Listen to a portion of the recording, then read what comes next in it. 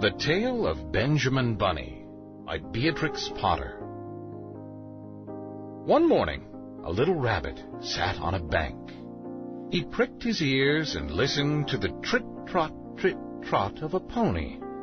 A gig was coming along the road. It was driven by Mr. McGregor, and beside him sat Mrs. McGregor in her best bonnet. As soon as they had passed, little Benjamin Bunny slid down into the road and set off, with a hop, skip, and a jump, to call upon his relations, who lived in the wood at the back of Mr. McGregor's garden.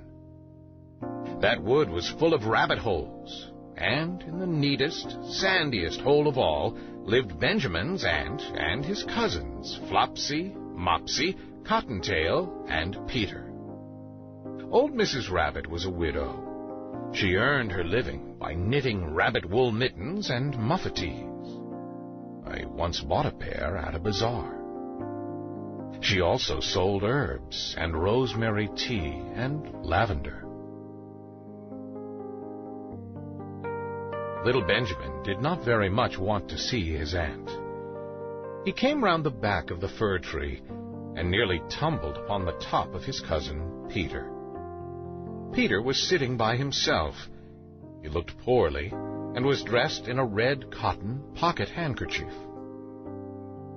"Peter," said little Benjamin in a whisper, "who has got your clothes?" Peter replied, "The scarecrow in Mr. McGregor's garden," and described how he had been chased about the garden and had dropped his shoes and coat.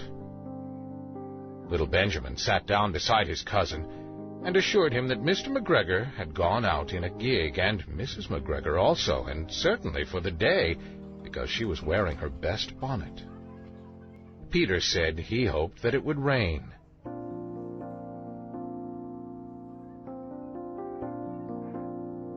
At this point, old Mrs. Rabbit's voice was heard inside the rabbit hole, calling, "Cottontail, Cottontail, fetch some more chamomile." Peter said he thought he might feel better if he went for a walk. They went away hand in hand and got upon the flat top of the wall at the bottom of the wood. From here, they looked down into Mr. McGregor's garden. Peter's coat and shoes were plainly to be seen upon the scarecrow, topped with an old tam-o'-shanter of Mr. McGregor's. Little Benjamin said, "It spoils people's clothes to squeeze under a gate. The proper way to get in is to climb down a pear tree." Peter fell down head first, but it was of no consequence, as the bed below was newly raked and quite soft. It had been sown with lettuces. They left a great many odd little footmarks all over the bed, especially little Benjamin, who was wearing clogs. Little Benjamin said that the first thing to be done was to get back Peter's clothes, in order that they might be able to use the pocket handkerchief. They took them off the scarecrow. There had been rain during the night. There was water in the shoes, and the coat was somewhat shrunk. Benjamin tried on the tam-o'-shanter, but it was too big for him. Then he suggested that they should fill the pocket handkerchief with onions as a little present for his aunt. Peter did not seem to be enjoying himself. He kept hearing noises. Benjamin, on the contrary, was perfectly at home and ate a lettuce leaf. He said that he was in the habit of coming to the garden with his father to get lettuces for their Sunday dinner. The name of little Benjamin's papa was old Mr. Benjamin Bunny. The lettuces certainly were very fine.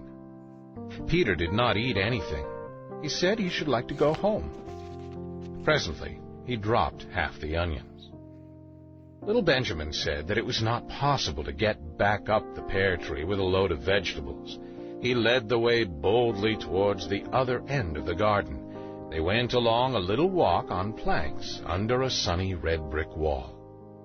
The mice sat on their doorsteps cracking cherry stones. They winked at Peter Rabbit and little Benjamin Bunny. Presently, Peter let the pocket handkerchief go again.